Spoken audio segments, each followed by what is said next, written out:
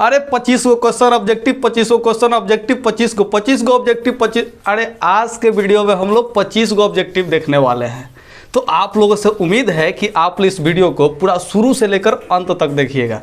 मुझे उम्मीद है मज़ा आएगा, बहुत मज़ा आएगा। तो चलिए हम लोग आज का सबसे पहला क्वेश्चन देखते हैं, यानी कि 26 नंबर क्वेश्चन, क्योंकि ये दूसरा सेट का 25 क्वेश्चन जो है पार्ट 5 में हम लोग पढ़ लिए और ये वीडियो जो है पार्ट 6 है। तो पहले अगर आप लोग वीडियो नहीं देखें तो जाकर जरूर देखिए, क्योंकि बड़ा ही शानदार तरीका से बताया गया है और ऑब्जेक्टिव यार ऑब्जेक्टिव की तरह ही इज्जत दिया जा रहा है। तो चलिए बिना देर किए 26 नंबर क्वेश्चन को देख लेते हैं। यार 26 नंबर जो क्वेश्चन है ना, बहुत ही मस्त सा क्वेश्चन है। इसको आप लोग याद कर जाइएगा, बहुत बार पूछा हुआ क्वेश्चन है। ठीक है, देखिए क्वेश्चन को पढ़ते हैं। दो समान कोणिक त्रिभुजों में उनकी संगत भुजाओं का अनुपात सदैव समान होता है, यह कथन किसका है? तो आप लोग को ऑप्शन ए में दिख रहा होगा आर्यभट्ट, ऑप्शन 2 में दिख रहा होगा यूक्लिड, ऑप्शन सी में दिख रहा होगा थेल्स और चौथा दिख रहा होगा इनमें से कोई नहीं। आप लोग हमेशा थेल्स पर मेरे को टिक आउट कर दीजिएगा, क्योंकि थेल्स पर आप लोग पढ़े होंगे। तो 27 नंबर क्वेश्चन है, यदि किसी त्रिभुज के दो भुजाओं के वर्गों का योग तीसरी भुजा के वर्ग के बराबर हो तो तीसरी भुजा का समूह कोण का मान होता है। देखिए जी, ये जो है सीधे सीधे पाइथागोरस प्रमेय को दे दिया है। अगर कोई समकोण त्रिभुज है, ठीक है, समकोण त्रिभुज, तो इसमें देखिए क्या होता है जी, समझ, इसमें सबसे बड़ा जो भुजा होता है इसका जो वर्ग है शेष दोनों भुजाओं के वर्गों के योगफल के बराबर हो, तो इसके अनुसार से जो सबसे बड़ी भुजा के सामने वाला कोण क्या होता है जी, ये जो है समकोण होता है। ये जो है पाइथागोरस प्रमेय का विलोम में आप लोग पढ़े होंगे। तो यानी कि समूह जो कि सबसे बड़ी भुजा यानी कि कर्ण का जो सामने वाला कोण है वो क्या हो जाएगा, 90 डिग्री हो जाएगा, जो कि आप लोग के ऑप्शन सी में दिया है। तो आप लोग ऑप्शन सी को टिक आउट कर लिए होंगे क्वेश्चन पढ़ते पढ़ते, मजा आ गया होगा जी। तो अगला क्वेश्चन देखते हैं 28 नंबर, और 28 नंबर जो क्वेश्चन है बहुत ही मस्त है। देखिए त्रिभुज ABC समरूप है त्रिभुज DEF के, ठीक है। तो देखिए त्रिभुज एक बना लेते हैं ABC, ये जो है ABC हम लोग का त्रिभुज है, और एक त्रिभुज जो है यहाँ पे नहीं बनाते हैं, यहाँ पे बना लेते हैं जी। एक त्रिभुज जो है DEF है।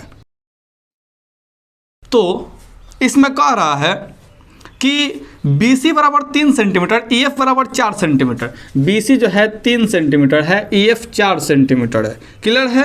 कह रहा है यदि ABC का क्षेत्रफल 54 सेंटीमीटर है, ABC का जो क्षेत्रफल है 54 सेंटीमीटर स्क्वायर दिया है, ठीक है, और कह रहा है तो DF का क्षेत्रफल क्या होगा? तो DF का क्षेत्रफल क्या होगा? आप लोग याद कीजिए कि पहले जो है ऐसा क्वेश्चन हम सॉल्व करवा चुके हैं जिसमें भुजाओं का अनुपात दिया रहता था तो क्षेत्रफल का अनुपात निकालते थे। क्या होता है जी? तो देखिए जो क्षेत्रफल का अनुपात होता है वो भुजाओं के यानी कि साइड के स्क्वायर के अनुपात के बराबर होता है। तो यानी कि यहाँ पे आप लोग सॉल्व करने का प्रयास कीजिएगा। तो देखिए क्षेत्रफल जो है पहले का 54 दिया है तो 54 रख लीजिएगा, जो दूसरा का क्षेत्रफल नहीं दिया तो इसको हम लोग x मान लेंगे, ठीक है, और जो साइड को दिया है 3 दिया तो 3 का जो स्क्वायर है वो 9 हो जाएगा। देखिए साइड 1 जो है 3 है तो 3 का स्क्वायर क्या हो जाएगा जी, 9 हो जाएगा। साइड 2 जो है यानी कि भुजा 2 है जो 4 है तो 4 का स्क्वायर कितना हो जाएगा जी, 16 हो जाएगा, ठीक है। तो 9 छक 54 16 छक 96 यानी कि x का मान कितना निकलेगा जी, 96 सेंटीमीटर स्क्वायर, जो कि आप लोग के ऑप्शन बी में है। तो आप लोग ऑप्शन बी को टिक आउट कर लीजिएगा। ये समझ में आया होगा मुझे उम्मीद है। देखिए 9 से 54 जो है 6 बार में कटा है, 16 जो है नीचे है ऊपर है। देखिए क्रॉस मल्टीप्लीकेशन करेंगे तो 16 छक 96 हो जाएगा, x में 1 से गुना होगा तो x हो जाएगा। तो यहाँ पे x का मान कितना आएगा जी, 96 सेंटीमीटर स्क्वायर। तो ऑप्शन बी सही है। तो अगला क्वेश्चन थोड़ा सा ध्यान दीजिए यार, मज़ा आ रहा है ना तो लाइक कर देना, लाइक अभी कभी कर दो यार, क्योंकि बहुत मेहनत लगता है, ठीक है। गला में खराश है फिर भी पढ़ा रहे हैं, मतलब कि लाइक करना तो बनता है। और जी देखते हैं अगला क्वेश्चन। तो अगला जो है 29 नंबर क्वेश्चन है, वृत्त के अंदर एक दिए हुए बिंदु से वृत्त पर कितनी स्पर्श रेखा खींची जा सकती है? तो देखिए जी, एक वृत्त के अंदर कोई बिंदु है, सेंटर हो गया तो कोई अंदर में बिंदु है, तो इससे कौ इसमें स्पर्श रेखा खींच सकते हैं? तो आप लोग ध्यान रखिएगा, इसमें एको को स्पर्श रेखा नहीं खींच सकते। ध्यान रखिए थोड़ा सा बताते हैं। ये जो है अंदर अगर बिंदु दिया है तो कोई स्पर्श रेखा नहीं, कोई स्पर्श रेखा नहीं। क्यों? क्योंकि इसको जो है इससे कहीं भी लेके जाएंगे तो छेदेगा, ये क्या होगा जी, प्रतिच्छेद कर देगा, स्पर्श नहीं करेगा। इससे कभी भी रेखा खींचेगा ना कहीं भी, ठीक है, तो क्या करेगा, सब देखिए प्रतिच्छेद कर दे रहा है, सब क्या कर रहा है जी, प्रतिच्छेद काट दे रहा है ना जिसको, तो प्रतिच्छेद करेगा, स्पर्श नहीं करेगा, ठीक है। तो इससे कोई भी स्पर्श रेखा नहीं खींचा सकती। लेकिन वहीं अगर बाहर दिया होता है एगो बिंदु तो इससे 2 गो स्पर्श रेखा खींच सकते हैं, इधर और एक इधर, जो कि एगो बिंदु से होते हो जाएगा। तो आप लोग को बताए थे कि अगर एगो बिंदु पर स्पर्श करे तो उसे स्पर्श रेखा कहते हैं। और 2 को बिंदु प्रतिच्छेद कर दे तो उसको हम लोग छेदक रेखा बोलते हैं। क्या बोलते हैं जी? छेदक रेखा। तो आप लोगों से उम्मीद है अगर अंदर बिंदु दिया हो तो आप लोगों का आंसर हो जाएगा एको को स्पर्श रेखा, नहीं यानी कि 0 हो जाएगा। ठीक है, बाहर दिया तो 2 को मैक्सिमम स्पर्श रेखा खींच सकते हैं। तो अंदर वाला है तो यहाँ पे 0 जो कि ऑप्शन डी में दिया है, तो आप लोग का ऑप्शन डी जो है बिल्कुल ही सही है। तो अगला क्वेश्चन 30 नंबर है, इसको देखते हैं जी। तो त्रिभुज ABC तथा त्रिभुज DEF में AB बटा D और BC बटा EF हो तो दोनों त्रिभुज समरूप होंगे। कब? तो देखिए जी, जब 2 को भुजा बराबर है, ठीक है, 2 भुजा का अनुपात जो है बराबर है, तो बीच का कोण देखिए बराबर हो जाए तो क्या हो जाएगा जी? दोनों त्रिभुज समरूप हो जाएगा। कौन सा जी? SAS समरूपता कसौटी से। तो आइए इसको चित्र के माध्यम से समझते हैं। यहाँ पे कहा था ABC, तो एक ABC हम लोग के पास पहले से त्रिभुज है, और DEF जो है पहले से हम लोग के पास त्रिभुज मौजूद है। तो यहाँ पे AB के बेटा में D दिया है, यानी कि AB के बेटा में दिया है DE, और अगला दिया है BC के बट्टा में EF, यानी कि इसके बट्टा में EF दिया है। तो जरूर इसके बीच वाला कोण जो है अगर बराबर हो जाए तो हम लोग क्या कह देंगे? दोनों को त्रिभुज को समरूप कह देंगे। क्योंकि देखिए SAS यानी कि 2 को साइड के बीच का कोण, 2 को भुजा के बीच का कोण, तो क्या हो जाएगा जी? कोण B जो है कोण E के बराबर अगर हो जाए तो दोनों त्रिभुज क्या हो जाएगा जी? समरूप हो जाएगा। तो यह जो है ऑप्शन दिया है D में, तो ऑप्शन D जो है बिल्कुल सही हो जाएगा। तो उम्मीद है आप लोग को 30 क्वेश्चन समझ में आया होगा। यार अगर समझ में आ रहा है ना तो इसे शेयर भी कर देना, मजा आ जाएगा। तो अगला क्वेश्चन यानी कि 31 नंबर क्वेश्चन बड़ा ही मस्त सा क्वेश्चन है यार। तो देखो यार, ठीक है, समद्विबाहु त्रिभुज, समद्विबाहु समकोण त्रिभुज ABC जहां कोण C समकोण है, तो पहले बना लेते हैं समद्विबाहु समकोण त्रिभुज, समद्विबाहु समकोण त्रिभुज, समद्विबाहु समकोण त्रिभुज। तो ये वाला जो है क्या होगा जी? बराबर होगा। समद्विबाहु यानी कि 2 को भुजा बराबर, क्योंकि समकोण दिया है, क्या दिया जी? समकोण, तो इसके सामने वाला जो है कर्ण होगा। ठीक है, तो इसमें कह रहा है कि जो कोण C समकोण है तो जरूर है A और B होगा। बात समझ में आ रहा जी? तो कह रहा है कि AB का स्क्वायर यानी कि इसका जो स्क्वायर है वो किसके बराबर है? तो AB का स्क्वायर क्या होगा जी? थोड़ा सा ध्यान दीजिए। तो कहेंगे आप लोग AC का स्क्वायर जोड़ BC का स्क्वायर, यानी कि समकोण बनाने वाली जो 2 भुजा होती है उसके स्क्वायर के योगफल के बराबर होता है कर्ण का स्क्वायर। ठीक है, तो ध्यान रखिएगा। तो AB और AC, ध्यान दीजिए, AC और BC जो है दोनों बराबर है क्योंकि समद्विबाहु दिया है। तो यहाँ पे ऑप्शन देखेंगे, ऑप्शन में AC के रूप में या BC के रूप में दिया है। तो हम लोग देखिए अगर AC के रूप में लिखते हैं तो क्या हो जाएगा जी? 2AC स्क्वायर हो जाएगा, क्योंकि AC और BC दोनों बराबर थे। यहाँ पे भी AC रखेंगे तो AC स्क्वायर 2 AC स्क्वायर। अगर हम BC के रूप में रखते थे, AC की जगह पर BC रख देंगे तो क्या हो जाएगा? एगो BC क्या हो जाएगा जी? 2 BC स्क्वायर। तो इसी दोनों में से कोई ऑप्शन जो है होने वाला है। तो यहाँ पे 2 AC जो है एकमात्र दिखाई दे रहा है, तो यही वाला ऑप्शन सही हो जाएगा। ऑप्शन डी को आप लोग देखेंगे तो उसमें 4 BC दिया है। क्या दिया जी? 4 BC स्क्वायर दिया है, लेकिन 4 हमको नहीं चाहिए, हमको 2 चाहिए, तो ये वाला ऑप्शन नहीं हो सकता। तो खाली ऑप्शन ए ही बिल्कुल सही आंसर है। तो आप लोग इसको टिक आउट कर दीजिएगा। तो अगला जो क्वेश्चन है यानी कि 32 नंबर क्वेश्चन है, बड़ा ही प्यारा सा क्वेश्चन यार। इस पे जो है फैक्ट बता चुके हैं पहले वाले वीडियो में, तो आओ एक बार देख लेते हैं इसको फिर से वापस। किसी बाह्य बिंदु P से एक वृत्त जिसका केंद्र O है, तो कोई बाह्य बिंदु है और कोई वृत्त है, तो इस वृत्त का केंद्र कितना है जी? O है, और कोई बाह्य बिंदु जो है वो P दिया है। ठीक है, इससे स्पर्श 2 खींचा गया स्पर्श रेखा जो है P और PB है, यानी कि इससे एक स्पर्श रेखा इधर खींचा जा रहा है, एक स्पर्श रेखा इधर खींचा जा रहा है, जो कि एगो PA हो जाएगा, एगो क्या हो जाएगा जी? PB हो जाएगा। बात क्लियर? तो कह रहा है कि इसके बीच का जो 80 डिग्री कोण है, इसके बीच का कोण कितना है जी? 80 डिग्री है। बात क्लियर? तो पूछा जा रहा है कि POA का मान क्या होगा? तो POA यानी कि इस कोण का मान पूछ रहा है। ठीक है, कौन सा कोण जी? ए वाला कोण, POA। तो आप लोग याद कीजिए, आप लोग को बताए थे कि अगर ई वाला 80 है तो है पूरा का पूरा 100 हो जाएगा, क्योंकि ये दोनों कोण का योगफल कितना होता है जी? 180 डिग्री होता है। ठीक है, तो यहाँ पे 80 है तो यहाँ पे 100 होगा, क्योंकि 100 और 80 जोड़ने पे 180 होता है, तो 100 हो गया। और ई वाला दोनों कोण जो होता है ये बराबर होता है, मतलब कि 100 के आधा पे ई वाला आएगा, यानी कि 50 डिग्री हो जाएगा। ठीक है, जो कि आप लोग के ऑप्शन ए में दिया है, तो ऑप्शन ए आप लोग का बिल्कुल ही सही आंसर है। मुझे उम्मीद है कि समझ में आया होगा। करना कुछ भी नहीं है, इधर 80 तो इधर 100, और 100 का आधा इधर क्या हो जाएगा जी? 50 हो जाएगा। तो अगला जो क्वेश्चन है यार 33 नंबर क्वेश्चन है, और इस क्वेश्चन के लिए ताली बजा दो, जहां पे हो वहीं पे ताली बजाओ। ठीक है, देखते हैं। त्रिभुज ABC की भुजाओं AB और AC पर 2 बिंदु D और E इस प्रकार हैं। ठीक है, तो त्रिभुज ABC का ले लेते हैं जी। ठीक है, त्रिभुज ABC, तो इसमें कह रहा है कि ए बी और ए सी पर दो गो बिंदु यानी कि डी और ई दिया हुआ है, ठीक है। तो डी को मिला लेते हैं, ठीक है। कह रहा है कि ये इस प्रकार है कि डी और बी सी समांतर है, यानी कि डी ई और बी सी ये दोनों आपस में क्या है जी, ये समांतर है, ठीक है। ध्यान रखिएगा क्या है जी, समांतर है, ठीक है, एक दूसरे के समांतर है।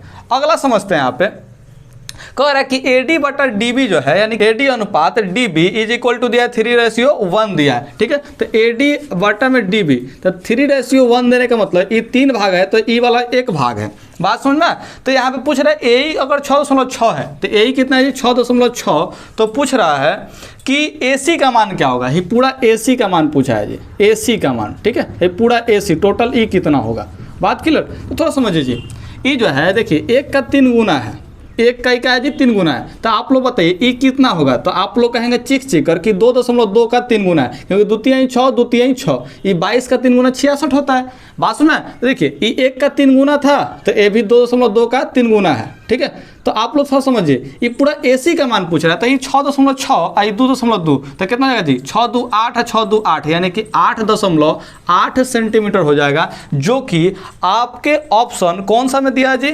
ऑप्शन जो है ए में दिया है। तो आप लोग ऑप्शन जो है ए टिक आउट कर लेंगे। उम्मीद है समझ में आया होगा। तो अगला क्वेश्चन यानी कि 34 नंबर क्वेश्चन है कि 8 10 12 का 10वां पद क्या होगा, ठीक है। यानी कि समांतर श्रेणी से 8 10 12 ये सब का जो है 10वां पद ज्ञात करना है। कौन सा पद ज्ञात करना है जी, 10वां पद। आप लोगों को पता है कि अगर 10वां पद लिखना है तो क्या कीजिएगा जी, पहला पद लिखिएगा और फिर 10 में से घटाइएगा यानी कि 9 डी कर लीजिएगा, ठीक है। तो ए यानी कि पहला पद यानी कि 8 हो जाएगा, तो 8 लिख लेंगे प्लस 9 और डी का जो मान होता है वो दूसरा पद में से पहला पद को घटाने से प्राप्त होता है। मतलब 10 में से 8 घटेगा तो 2 होगा, तो आप लोग कितना हो जाएगा जी 9 दूना का 18 8 26 हो जाएगा, जो कि आप लोग के ऑप्शन बी में दिया है। तो ऑप्शन बी को आप लोग सही टिक आउट कर लेंगे।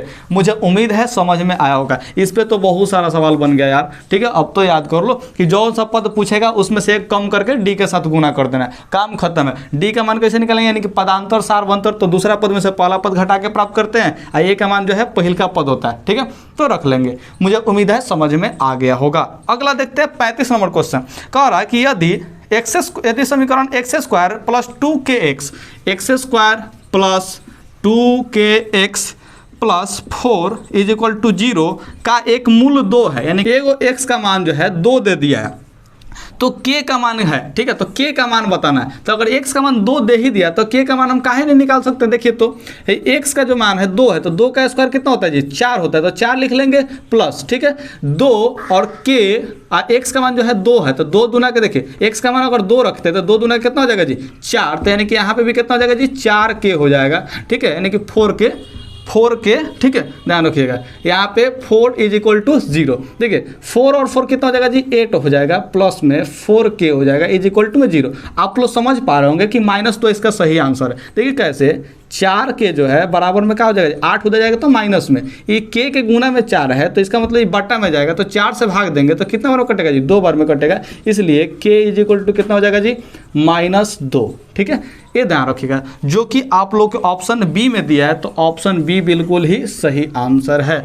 उम्मीद है समझ में आया होगा। पूछ रहा है कि अगला क्वेश्चन 36 नंबर क्वेश्चन कह रहा है कि समांतर श्रेणी 21 18 15 का कौन सा पद शून्य होगा, ठीक है। 21 18 15 21 18 15 इसका शून्य पद यानी कोई ना कोई एगो पद शून्य आएगा, तो कौन सा पद होगा, कौन नंबर पद होगा। जैसे 1 नंबर पद 21 है, 2 नंबर पद 18 है, 3 नंबर पद 15 है, तो कौन सा पद जो है 0 आएगा। तो थोड़ा समझिए, इसमें लास्ट पद यानी कि an का मान 0 दे दिया है, पहला पद 21 दे दिया है, और यहाँ पे d का जो मान है वो क्या होता है आप लोग पता है कि 18 में से 21 घटाएंगे यानी कि -3 दिया है, तो दूसरा पद में से पहला पद घटाते तो d का मान निकलता है। तो थोड़ा सा ध्यान दीजिए, इससे पूछ रहा है कि कौन सा पद यानी कि n का मान निकलता है। n का फॉर्मूला आप लोग को याद कराए थे कि an में से क्या करेंगे जी a को घटा लेंगे और जो d होता है उसे भाग दे देंगे और a को जोड़ देंगे, बात क्लियर। ये वाला आप लोग का n का फॉर्मूला है। ये फॉर्मूला किससे निकला हुआ था, तो एक सूत्र होता है मेन सूत्र,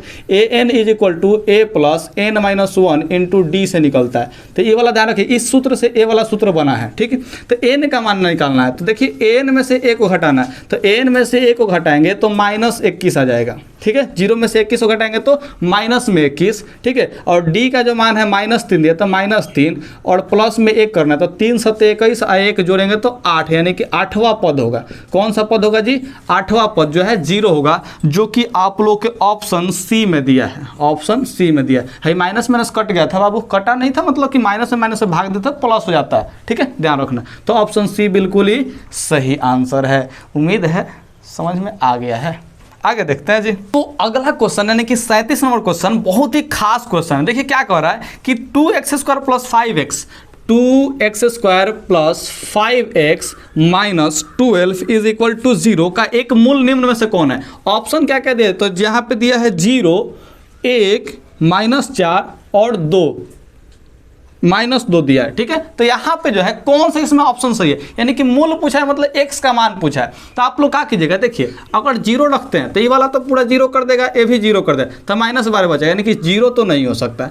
1 रखेंगे तो क्या होगा जी? तो 1 का स्क्वायर 1, 1 में 2 से गुना तो 2, यानी कि इसका मान 2 आएगा। 1 में 5 से गुना तो 5, तो 5 और 2 7 हो रहा है, लेकिन 12 आना चाहिए, तो माइनस करना है ना 12, तो 7 में से 12 घटेगा तो फिर समझ रहे हैं ना जी, नहीं मजा आएगा, 0 नहीं ला सकता। बात क्लियर? तो हम 4 रख के -4 रख के चेक करते हैं तो क्या होगा जी, थोड़ा सा समझिए। -4 का स्क्वायर, तो -4 का स्क्वायर कितना होगा जी? 16, प्लस में हो जाएगा 4 चौका 16 और 2 से गुना करना तो 16 दूना के 32, यानी कि -4 रखने पर इतना का वैल्यू कितना है जी? 32। -4 इसमें रखेंगे तो 4 × 5 = 20, लेकिन माइनस में आएगा, का है? तो देखिए जी -4 और +5, तो प्लस में माइनस से गुना करेंगे तो माइनस ही होगा, यानी कि -20 आएगा। और माइनस में कितना है जी? 12 है, तो देखिए -12 -20 ये 32 हो जाता है माइनस में, और जब प्लस में 32 है तो 32 में 32 हो रहा है तो 0, यानी कि फॉलो कर गया। तो ऑप्शन यही वाला सही है। ये चेक करने में आपको 10 सेकंड लगना चाहिए, और ऑप्शन से ही बनाइए, क्योंकि बनाने बैठिएगा टाइम लगेगा, ठीक है। ऑप्शन से बने। अच्छा, बना कैसे सकते हैं तो थोड़ा समझिए। हम आप लोग को बताए थे कि क्या कीजिए जी, कि इन दोनों गुना कर दीजिए। 12 में 2 से गुना कीजिए तो 24। अब 24 को 2 को ऐसे भाग में तोड़ना है कि जोड़ने पर 5 आ जाए। तो आप लोग कहेंगे क्या हो सकता है जी, तो आप लोग दिमाग लगे थोड़ा सा, ठीक है। तो 8 3 का 24 हमको दिख रहा है, कितना दिख रहा है जी? 8 3 का 24। कहने का मतलब क्या चीज़? 5 लाना, तो प्लस में 8 रखेंगे और माइनस में 3 रखेंगे। देखिए तो 8 में से 3 घटेगा तो 5 हो जाएगा प्लस में, ठीक है, क्योंकि बड़ा वाला का चिन्ह क्या है जी? प्लस में। और साथ में ये भी बोले कि x² गुना वाला जो भी होता है उससे भाग दे दीजिएगा, तो 2 से भाग दे देंगे तो क्या होगा जी? 2 से कितना बार में कटेगा जी? 4 बार में कटेगा, ठीक है। लेकिन बोले से साथ में चिन्ह भी चेंज कर दीजिएगा, तो ये प्लस में है तो माइनस में कर देंगे, माइनस में तो क्या कर देंगे जी? प्लस में, यानी कि 1 शून्य इसका 3/2 होगा और 1 शून्य माइनस में 4 होगा, तो माइनस में 4 वाला फॉलो कर रहा है, तो क्या हो जाएगा जी? यही वाला आंसर सही हो जाएगा। प्लस में 3/2 कहीं भी नहीं दिया तो इसको टिक आउट हम लोग नहीं करेंगे। तो आप लोग निकाल भी सकते हैं और ऑप्शन से भी टिक आउट कर सकते हैं। ये वाला आप लोग के लिए हार्ड होगा, इसलिए इसको मत लगाइएगा। ये वाला ऑप्शन वाला अप्रोच लगाइएगा, बहुत जल्दी बन जाएगा और ऑप्शन से बिल्कुल सही आंसर है। मुझे उम्मीद है कि आप लोग को ये वाला बात समझ में आया होगा। अगला देखते हैं जी क्वेश्चन। तो अगला जो है 38 नंबर क्वेश्चन है। कह रहा है कि यदि किसी बहुपदी x x² - 2x + 5 x² - 2x + 5 के शून्यक अल्फा और बीटा हो तो अल्फा प्लस बीटा। तो अल्फा प्लस बीटा होता क्या है जी? तो आप लोग कहेंगे -b/a।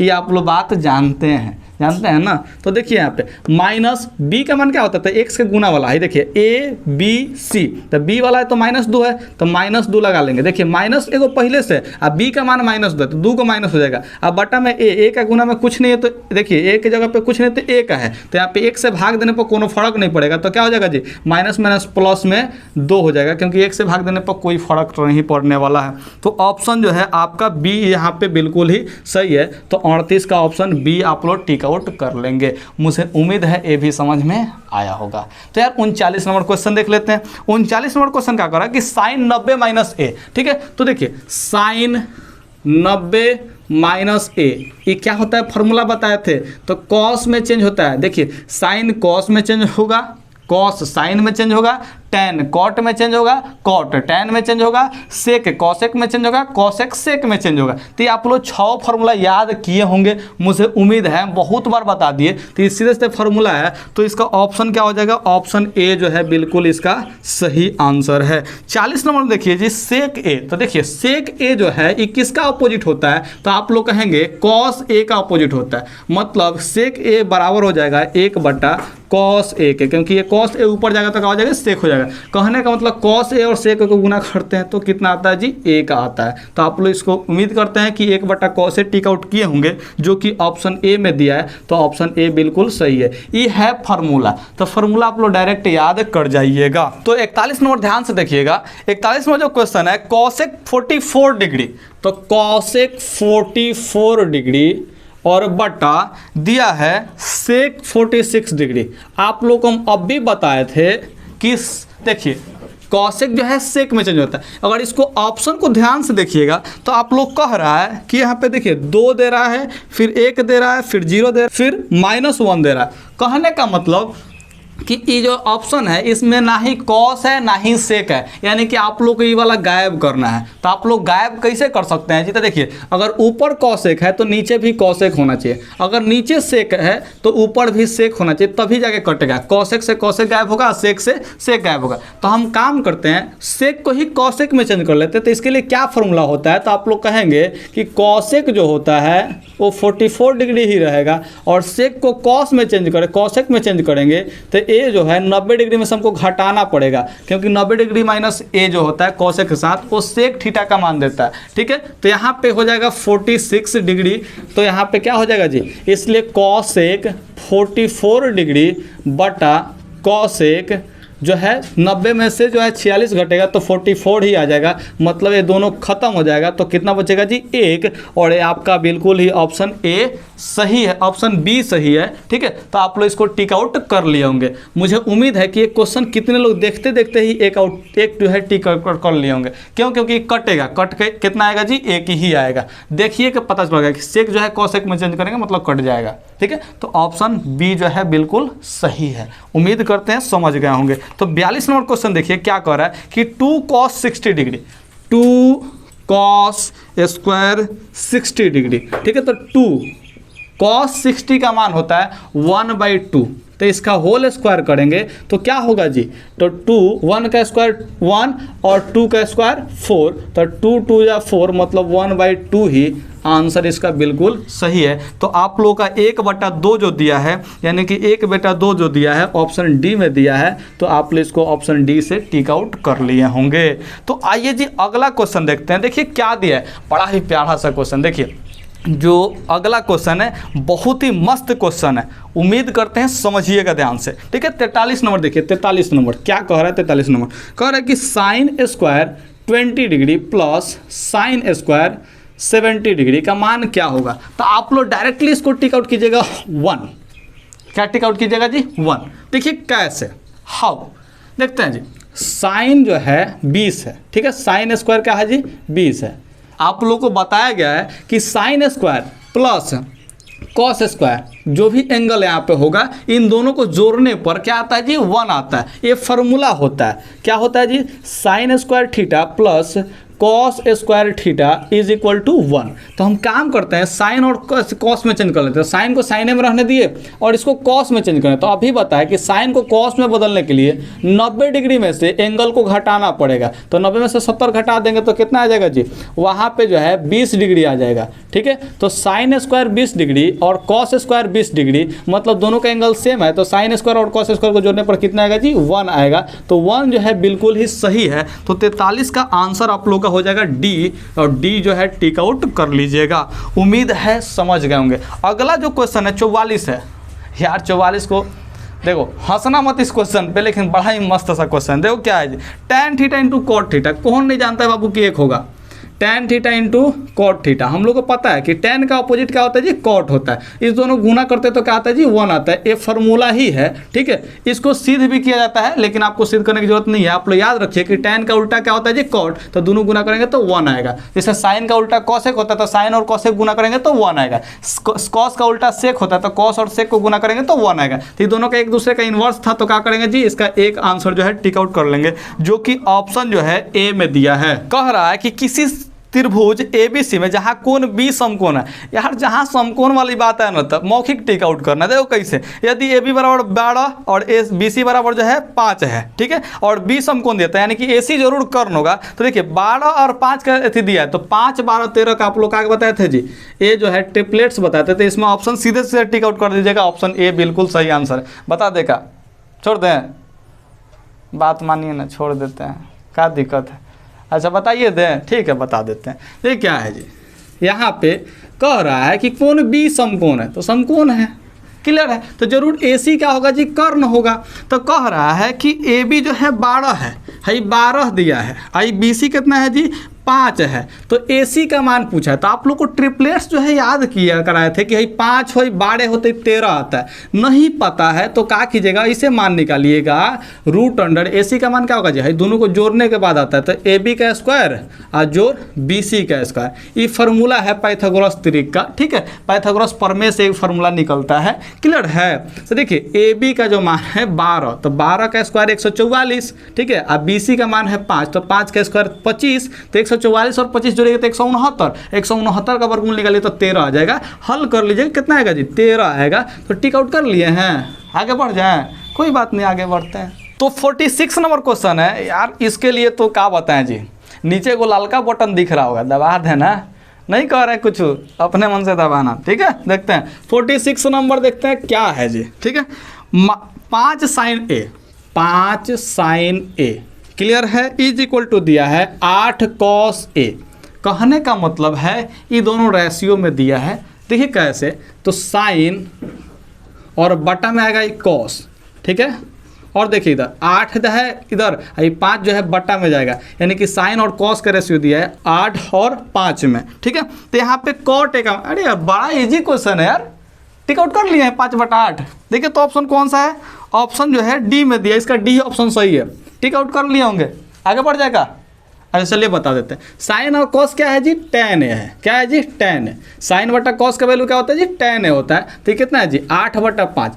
tan का उल्टा होता है cot, tan का इन्वर्स क्या होता है जी cot। अभी बताए थे tan और cot को गुना करने पर 1 आता है, यानी एक दूसरे का अपोजिट होता है, ठीक है, गुणात्मक प्रतिलोम होता है, ध्यान रखिएगा। तो tan A और cot A क्या होता है जी, एक दूसरे का उल्टा होता है। तो देखिए tan का उल्टा cot, तो इस देखिए 8/5 का उल्टा 5/8, गुणात्मक प्रतिलोम होता है, गुणात्मक प्रतिलोम। तो 5 नीचे था तो ऊपर जाएगा, 8 ऊपर है तो नीचे आएगा, 5/8 यानी कि ऑप्शन डी जो है बिल्कुल सही है। 47 नंबर क्वेश्चन बताए हैं, देखो क्वेश्चन देखो, cot 60 डिग्री, cot 60 डिग्री यार होता क्या है, देखिए cot 60 डिग्री जो है, अगर टेबल में जाके आप लोग देखिएगा तो उसमें मान आता है इसका 1/√3।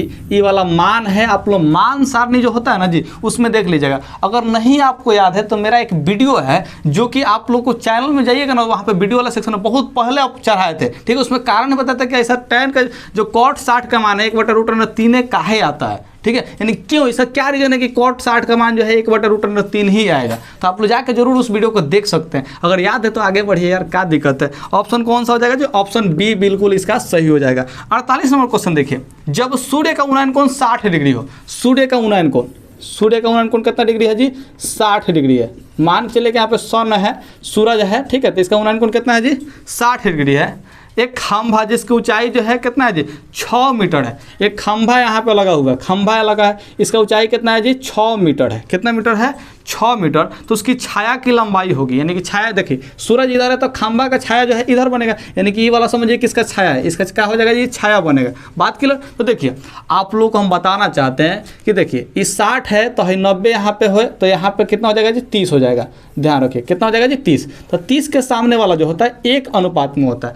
आपको अगर नहीं पता है तो यहाँ पे एक लिंक दे रहे हैं, ऊपर देखिएगा आप लोग का लिंक क्या आ रहा होगा आई बटन में, इस वीडियो पर अभी क्लिक करके देख लीजिए। और नहीं देख सकते हैं तो आप लोग जाइएगा वीडियो वाला सेक्शन में, उसमें देखिएगा हाइट एंड डिस्टेंस का 9वां चैप्टर का कंसेप्ट डाले हैं, फुल कंसेप्ट, ज़्यादा दिन नहीं हुआ, हाल ही फिलहाल में डाला गया है, ठीक है। उस वीडियो को देख लीजिएगा, आपको समझ में आएगा पूरा एकदम फुल लेक्चर देखिएगा अच्छा से, ठीक है। देखिए क्या है, तो 30 के सामने वाला को हम लोग 1 मानते हैं और 60 के सामने वाला को हम लोग √3 मानते हैं। क्या मानते हैं जी, √3। तो कहने का मतलब है कि √3 जो है वो क्या दिया है जी, 6 सेंटीमीटर के बराबर दिया। कितना सेंटीमीटर के बराबर दिया है, तो 6 सेंटीमीटर। तो 30 का सामने वाला निकालना है कि छाया इसका निकालना, तो 1 का निकालना है, तो 1 का मान क्या हो जाएगा जी, तो 6/√3, ठीक है। 6 को अगर ध्यान से देखिएगा तो ये 2 गुने 3 होता है। क्या होता है जी, 2 गुने 3 होता है। और 1 और 3 का मतलब 1√3 गुने 1√3, यानी कि 2√3 इसमें जो है शामिल है। तो आप लोग को समझाना चाहें कि √3 से 1√3 कट जाएगा तो क्या होगा जी, 2√3 होगा, और यही आपका आंसर हो जाएगा, जो कि ऑप्शन जो है सी में दिया है। यार जाकर ज़रूर उस वीडियो को देखना है, बहुत मज़ेदार वीडियो है, बहुत ही मज़ेदार। आगे बढ़ते हैं जी, 49 नंबर क्वेश्चन। यदि एक अर्धवृत्त का परिमाप 36 सेंटीमीटर तो इसकी त्रिज्या क्या होगी? एक अर्धवृत्त, तो अर्धवृत्त का परिमाप जो है कितना है जी? 36 मीटर है। ठीक है, कितना है जी? 36 सेंटीमीटर। ठीक है, देखिए अर्धवृत्त का परिमाप क्या होता है, तो हाई जो है पाई आर के बराबर होता है। ठीक है, और ई जो है 2 आर के बराबर होता है। मतलब अर्धवृत्त का जो परिमाप का सूत्र होता है वो r इंटू पाई प्लस 2 होता है। ठीक है, और यहीं दे दिया है 36। ठीक है, तो ऑप्शन के हिसाब से चलते हैं जी। तो इसका त्रिज्या पूछा है, क्या पूछा है जी? त्रिज्या। तो आप थोड़ा समझाते हैं r। ठीक है, पाई का मान 22/7 अब प्लस में 2। ठीक है, यहाँ पे 36 दिया है, क्या हो जाएगा जी? आर देखिए 7 दूना के 14 और 14 में 22 जोड़िएगा तो कितना हो जाएगा जी? 36 और बटा में 7। ठीक है, तो इसका कितना है जी? 36 है। तो आर का मान निकालने के लिए आप लोग कहेंगे कि 7 जो नीचे था ऊपर चला जाएगा, 36 जो ऊपर है कहाँ चला जाएगा? नीचे। 36 से 36 रिटायर करेंगे तो क्या होगा जी? एक आर का मान जो है 7 निकल के आएगा। यानी कि ऑप्शन जो है आपका जो है बी सही है। तो ऑप्शन बी को आप लोग टिक आउट कर लीजिएगा। उम्मीद है समझे होंगे। 50 नंबर क्वेश्चन यार हम नहीं बताएंगे, आप ही लोग बताएंगे, क्योंकि फैक्ट बता चुके हैं। देखिए क्या कह रहा है जी? कह रहा है कि एक वृत्त का क्षेत्रफल 154 है। याद कीजिए, अगर क्षेत्रफल 154 है तो उसका त्रिज्या कितना होगा? डायरेक्ट 7 बताइएगा। क्या बताइएगा जी? 7। देखिए जब भी त्रिज्या 7 होती है तो परिमाप 44 और क्षेत्रफल 154। यानी कि आप लोग को पहले वाला वीडियो में समझा दिए, जो 5-6 को वीडियो डाले हैं ना हाल फिलहाल में, उसको देख लीजिए क्योंकि उसमें समझाया। तो इस जैसे ही क्षेत्रफल 154 मतलब त्रिज्या कितना है जी? 7। तो क्या पूछा है? तो इसका व्यास पूछा, तो 7 दूना के 14। व्यास जो त्रिज्या का दुगुना होता है तो 14 हो जाएगा। ऑप्शन ए जो है बिल्कुल इसका सही आंसर होगा। तो आप लोग जो है इसको टिक आउट कर लीजिएगा, ऑप्शन ए। और यार अगर यहाँ तक देख रहे हो ना तो बड़ा पाप लगेगा, नीचे लाल का बटन दिया है, दबा के जाना। Okay, bye.